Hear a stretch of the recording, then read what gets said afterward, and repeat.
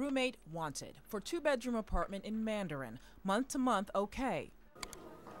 That's how Benjamin Brandow began his ad on roommates.com.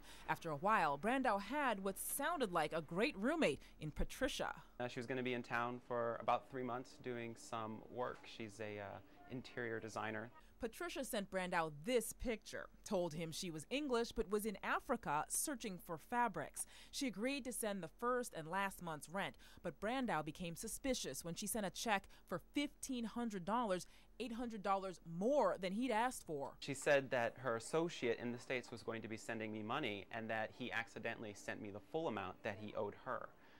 And I was supposed to forward the difference. Brandow checked with his bank and the check turned out to be counterfeit, even though it looked real. When he informed his future roomie, she then mailed replacement funds in the form of postal money orders totaling $3,200, again asking him to send her the difference. But postal inspectors told Brandow these also looked fake. Look on the back.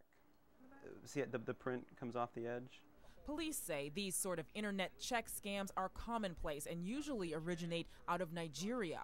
If it sounds suspicious, then I would be very leery on cashing any checks that I receive, especially if there's an overage. People are just not going to send you money in today's day and age if they don't owe it to you. Brandow is now a bit jaded about finding a roommate, but he's glad he didn't fall into the trap.